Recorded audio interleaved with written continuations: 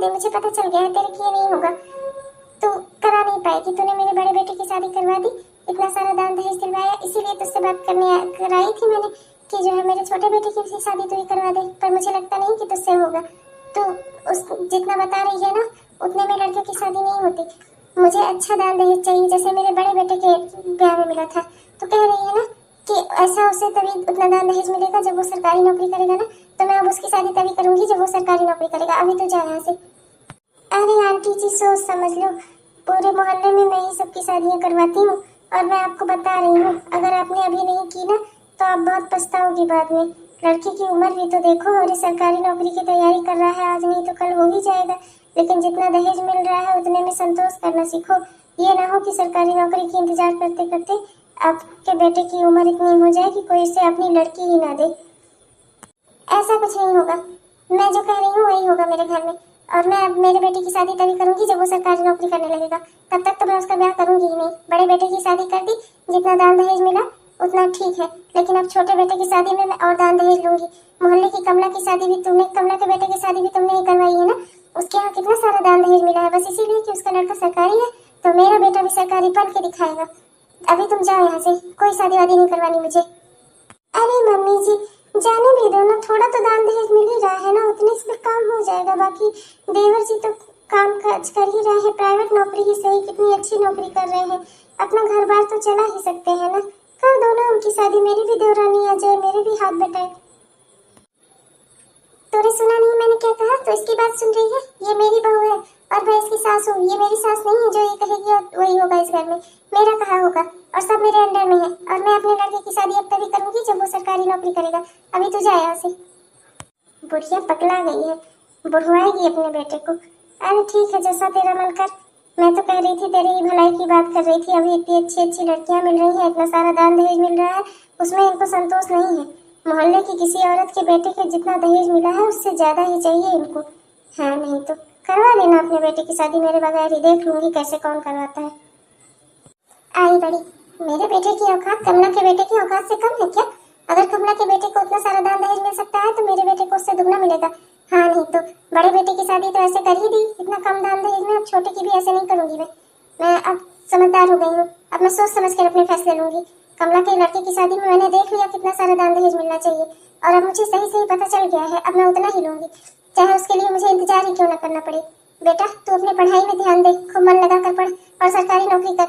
सरकारी नौकरी वालों को बहुत सारा दान दहेज मिलता है और अच्छी लड़की भी, समझ में आया तुझे? और वरना देख ले अपने भाई को, ऐसे ही मिलेगी तुझे भी, जो केवल कम पैसे में आएगी और सारा दिन चकर चकर चकर चकर करेगी और तेरे दिमाग खाएगी। बाकी तो कुछ समझदार है, सोच समझ ले। अरे माँ पर मेरी भी तो बात सुन लो, मैं भी तो कुछ कहना चाहता हूँ। अरे मेरी भी तो कोई इच्छाएं है माँ। देवर जी बात कहूंगी लेकिन खरी खरी कहूंगी, चाहे आपको बुरा ही लगे, पर अब इस केस में और कोई कुछ नहीं कर सकता। हमें जितना आपकी माँ को समझाना था मैंने और मेरे पति ने बहुत कोशिश की आपके भैया ने समझाने की, पर मम्मी जी मान नहीं रही हैं। वो कहीं दान दहेज के चक्कर में आपकी जिंदगी ही ना बर्बाद कर दें। अच्छा खासा आप कमा रहे हो, इस हिसाब से तो आपकी शादी हो जानी चाहिए, आपका परिवार बसना चाहिए। अब उनको कोई कैसे समझाए? आपकी माँ है, आप ही उनसे बात करो, नहीं तो फिर हम लोग कुछ नहीं कर पाएंगे सिवाय देखने के। 5 साल बाद। अरे यार अब तो सरकारी नौकरी वाले हो गए हो, अब तो तुम्हारी जिंदगी बदलनी चाहिए। अब क्या दिक्कत है तुम्हें? ऐसा मुंह लटकाए रहते हो, ऐसे उधड़े उधड़े से कपड़े पहने रहते हो।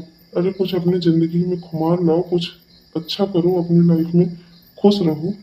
कितने अजीब से दिखने लगे हो तुम। अरे ये तो भीष्म पितामह बनेंगे, भीष्म पितामह। इनकी अम्मा को कोई लड़की अच्छी ही नहीं लगती, इसी चक्कर में इनकी उम्र 40 तक पहुंचा के छोड़ेंगी इनकी अम्मा। 38 साल के हो गए हैं ये, और अभी तक इनको अम्मा को इनके लिए कोई अच्छी लड़की नहीं मिली। कह रही थी पहले कि जब लड़का सरकारी हो जाएगा तब बहुत सारा दान दहेज लेकर शादी करूंगी। अब लड़का सरकारी हो गया तब भी कोई लड़की इतना दान दहेज देने को तैयार नहीं होती, इसी चक्कर में बेचारे भीष्म पितामह बन रहे हैं। हाँ हाँ भैया, मेरे बच्चे तो इनको मामा कहते हैं, और मुझे लगता है कि उनके बच्चे के बच्चे भी इनको एक दिन मामा ही कहेंगे। इनके नसीब में पापा वाला सुख नहीं लिखा है। बस करो तुम लोग, मुझे पता है तुम लोग मेरा मजाक उड़ा रहे हो, बहुत हुआ अब। इससे ज्यादा नहीं सुनूंगा माँ, मैं जा रहा हूँ यहाँ से। हाँ नहीं तो आए बड़े, कौन कितना सुखी है मुझे सब पता है, मुझे बताने की जरूरत नहीं है तुम लोगों को, शादी करके बहुत ज्यादा सुखी हो तुम लोग। हाँ नहीं तो। हाँ हाँ बता। नहीं नहीं, कमला के लड़के की शादी में उसको वॉशिंग मशीन भी मिली थी, तो जो लड़की वॉशिंग मशीन लेकर आएगी इतने सारे सामानों के साथ में, मैं उसी से शादी करूंगी अपने बेटे की। ना एक रुपए भी कम नहीं, कमला के बेटे को जितना शादी में मिला था ना उससे दुगना चाहिए, और कम तो बिल्कुल भी हो ही नहीं सकता। फिर वही बात, मैं कूलर क्यों लूंगी जब कमला के बेटे को शादी में एयर कंडीशनर मिला था, एसी एसी एसी मिला था उसको शादी में, तो मुझे भी तो एसी ही चाहिए ना। उसके छोटा एसी मिला था, मुझे बड़ा एसी चाहिए। हाँ, और उसे एक एसी मिला था, मुझे दो चाहिए। मेरा लड़का भी सरकारी है, तो अब तुम उसका अच्छे से दहेज वाला रिश्ता नहीं लगवा पा रही हो। पहले तो तुम बहुत कूदती थी कि मैं ये ऐसा रिश्ता बता दूंगी, ऐसा रिश्ता बता दूंगी। अरे रिश्ते पे मेरी बहन रखती हो, दूर दूर तक बात पहुंचाओ। हाँ नहीं, उस मोहल्ले वाली से मैं नहीं कहूंगी, वो तो कह रही थी कि आपके लड़के को इतना कौन दान दहेज देगा। हाँ 5 साल पहले ही झगड़ा करके जा चुकी है, मैं उससे बात नहीं चलाऊंगी, तुम ही कोई रिश्ता बताओ। हाँ जो इतना सारा दान दहेज लेकर आई लड़की। हाँ अरे नहीं कोई बात नहीं, कहाँ उम्र निकली जा रही है। हाँ ठीक है, ठीक ठीक रखो। अरे बेटा आ गए तुम। हाँ, अच्छा तो तुम्हारी नौकरी में कोई प्रमोशन वमोशन भी होगा कि तुम इसी पद पर रहोगे? मैं तो सोच रही थी कोई बढ़िया अधिकारी बन जाओ तो और ज्यादा अच्छा रहेगा, तब तुम्हारी शादी और धूमधाम से कर पाऊंगी मैं। अभी क्या ही तुम केवल क्लर्क ही हो मामूली। हाँ तो उस हिसाब से अच्छे लड़कियां मिल नहीं रही हैं। अरे देवर जी आ गए आप, चलिए हाथ मुंह धो लीजिए, मैं खाना लगा देती हूँ। अभी खाना बस रखा ही था, सबको खिलाया है, तो अभी खाना गर्म ही होगा, गर्म भी नहीं करना पड़ेगा। चलिए हाथ मुंह धो दीजिए, मैं खाना लगा देती हूँ। देख मेरी ये बहू ठीक ठाक ही है, अब प्राइवेट नौकरी वाला बड़ा लड़का था तो जैसे ही थी ठीक ही थी, लेकिन दान दहेज बहुत लेकर आई और कितना दब के रहती है मुझसे। मुझे ऐसी ही लड़की चाहिए जो खूब दान दहेज लेकर आए और मुझसे दब कर रहे, और कमला के बेटे को जितना शादी में मिला है ना उससे दुगना दहेज लेकर आए।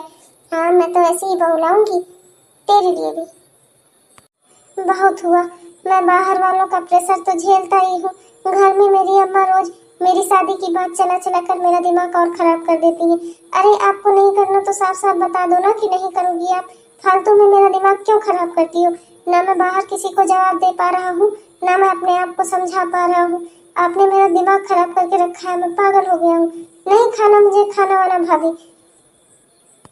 मैं तंग आ गया हूँ, घर वालों का प्रेशर और बाहर वालों का प्रेशर झेल झेल के। अरे अम्मा आपको मेरी शादी नहीं करनी तो आप मुझसे बता क्यों नहीं देती? बड़े भैया प्राइवेट नौकरी करते थे तब भी आपने उनकी शादी कर दी। मेरे टाइम में आपने मेरे सामने बड़ी सी शर्त रखी कि जा बेटा पहले सरकारी हो जा, तब तेरी शादी करूंगी, तब तेरा घर बसाऊंगी। अब मैं सरकारी हो गया तो आपको अभी भी प्रॉब्लम है। आप साफ साफ क्यों नहीं बोल देती कि आपको करना ही नहीं है मेरी शादी? मैं जा रहा हूँ यहाँ से, अब मैं यहाँ नहीं रहूंगा, बहुत हो गया। एक तो बाहर वाले मेरा मजाक उड़ाते हैं, मुझे परेशान करते हैं, ऊपर से घर में आप रोज नई नई लड़कियां दिखाकर मेरा दिमाग खराब करती हो। मुझे जीने नहीं दे रही हो आप शांति से, बहुत हुआ। अरे बहू ये इसको क्या हो गया, ये किस तरह बात कर रहा है?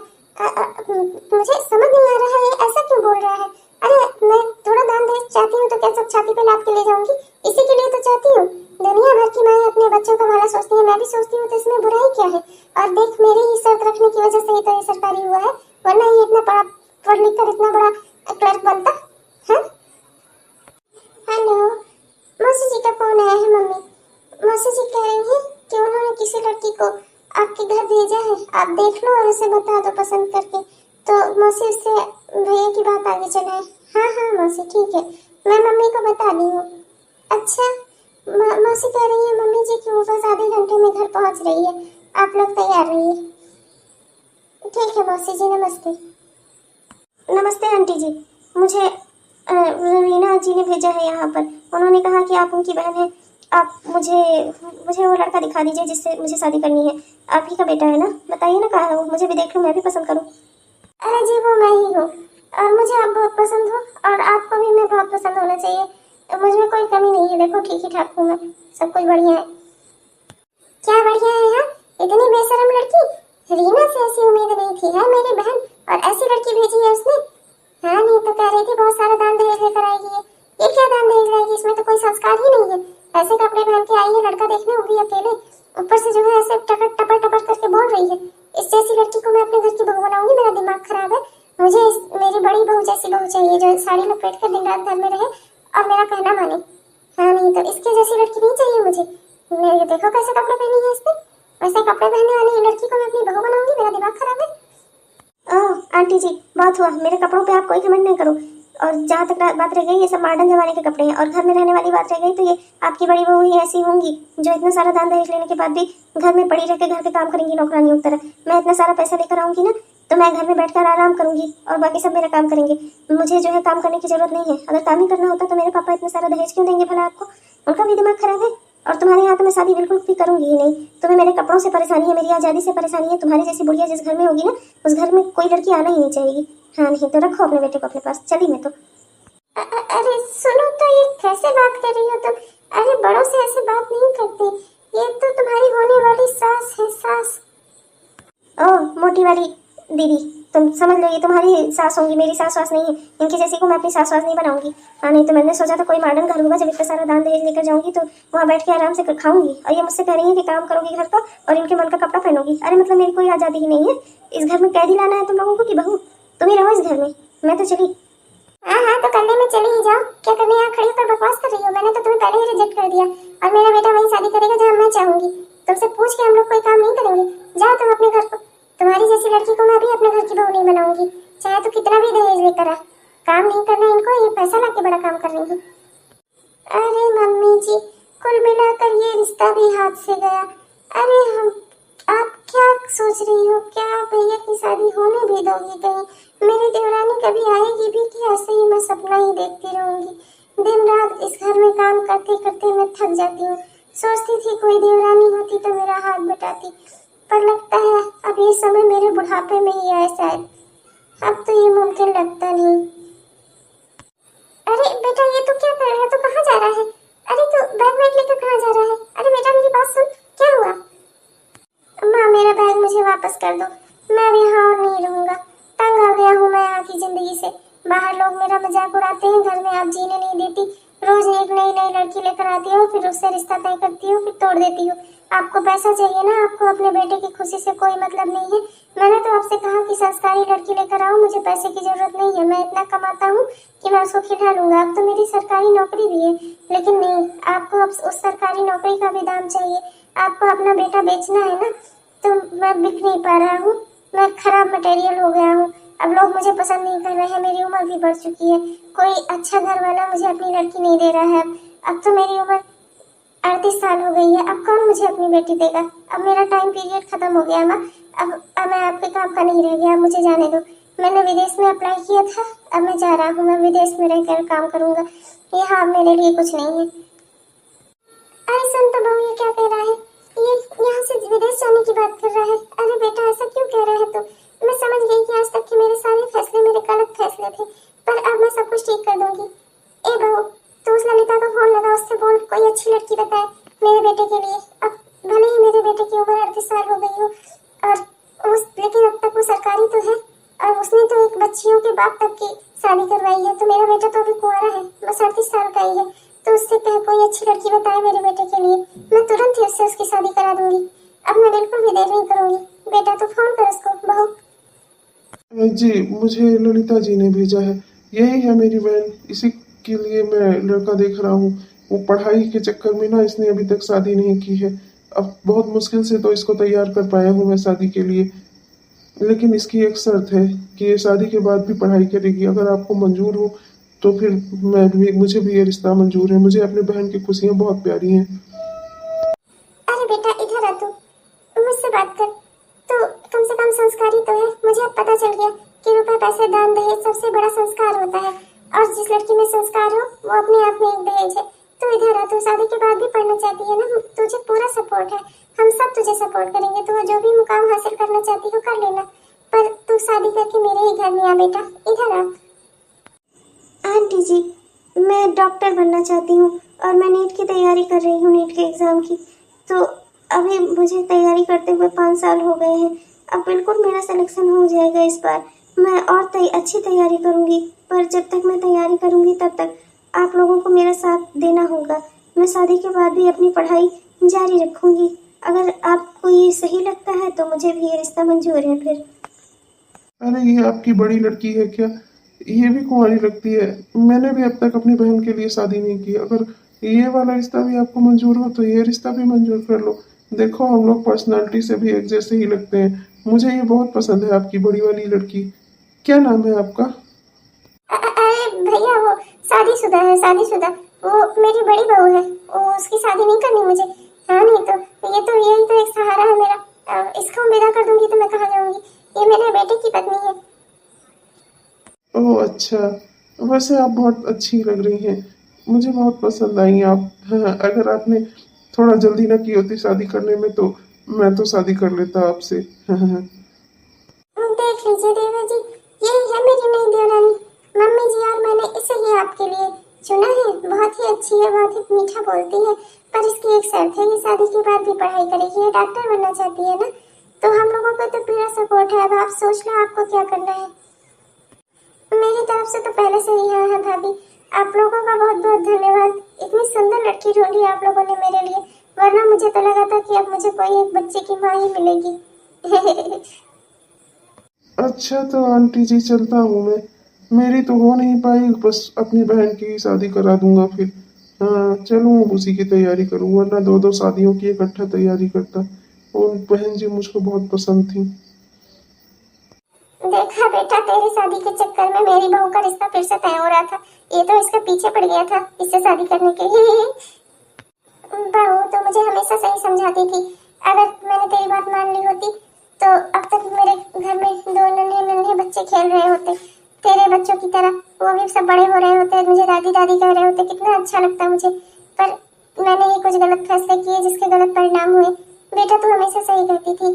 तेरी जैसी बहू पाकर मैं धन्य हो गई। तूने मेरा घर संवार दिया, तू दान दहेज लेकर आई। मैं हमेशा तेरी यही खूबी समझती रही, पर मैंने ये तो देखा ही नहीं कि तू संस्कारी भी कितनी है। मम्मी जी, ललिता जी का फोन आ रहा है जिन्होंने ये रिश्ता बताया। आपको मेरा धन्यवाद करने से ज्यादा उनका धन्यवाद करना चाहिए। ये लो बात करो आप। हाँ आंटी जी, अब आपको रिश्ता पसंद आया? मैंने तो शुरू से ही आपसे कहा था कि या तो आप संस्कार चुन लो या तो आप रुपए पैसा दान दहेज चुन लो। हाँ आपको दान दहेज भी चाहिए था, संस्कार भी चाहिए था। दोनों चीजें एक जगह थोड़ी मिल सकती हैं। आपकी बड़ी बहू की बात अलग है, और सब लड़कियां दुनिया में ऐसी थोड़ी होती हैं। हाँ तो सही कह रही है, और मैंने अब रुपए पैसा छोड़कर संस्कार को चुन लिया है। लड़की बहुत ही अच्छी और संस्कारी है। मुझे तेरा बहुत बहुत शुक्रिया अदा करना है। तूने मेरी डूबती नैया को पार लगा दिया ललिता, तो बहुत ही अच्छी है। भगवान तुझे सदा सुखी रखे बेटा। बस बस आंटी जी, मेरा तो काम ही है ये सब करवाना, लोगों की दुआएं लेना। आखिर आज आपके मुंह से भी दुआ निकल ही गई। अब तो समझो मैं 10 साल और ज्यादा जीऊंगी और 25 शादियां करवाऊंगी ही। हाँ बेटा, तूने बहुत ही अच्छा रिश्ता बताया। लड़की बहुत ही संस्कारी है, बस उसकी एक ही शर्त है कि वो शादी के बाद भी डॉक्टरी की पढ़ाई करना चाहती है, और मेरी तरफ से भी पूरा उसे सपोर्ट है कि वो शादी के बाद भी अपना पढ़ाई जारी रख सके और अपनी डॉक्टरी जारी रख सके। अरे मुझे तो अच्छा ही है, मुझे भी डॉक्टर बहू मिलेगी है। अरे ये सब छोड़ो, ये बताओ कि लड़के को भी लड़की पसंद आई या आप ही लोगों ने सब डिसाइड कर लिया हमेशा की तरह? हाँ अरे नहीं नहीं आंटी जी, बहुत पसंद आई। मैंने भी देवर जी से पूछ लिया था, तभी मैंने हाँ करवाई है। चल वो हम भी शादी की तैयारियों में लग जाते हैं, बहुत देर हो चुकी है पहले ही। अब हम और देर नहीं कर सकते। अगर मैंने तेरी बात पहले ही मानी होती तो ये दिन कब ना हो गया होता। पर चल अब भी ज्यादा देर नहीं हुई है, भगवान ने हमारी सुन ली है। इतने सालों बाद भी एक अच्छी लड़की आखिरकार हमें मिल ही गई है, तो जल्दी से चल बस हम तैयारियों में लग जाते हैं। हेलो दोस्तों, तो कैसा लगा आपको ये वीडियो? आपने इसे पूरा देखा, इसके लिए आपका बहुत बहुत धन्यवाद। अगर आपको यह पसंद आया तो कृपया लाइक करना ना भूलें, और हमारे इस चैनल को सब्सक्राइब भी जरूर कर लीजिएगा, जिससे हम जो भी वीडियो डालें वो आप तक तुरंत पहुंच जाए। और अपने प्यारे प्यारे कमेंट्स भी हमें लिखना मत भूलिएगा। तब तक के लिए चलती हूँ, मिलूंगी आपको अगले एपिसोड में। तब तक के लिए बाय बाय।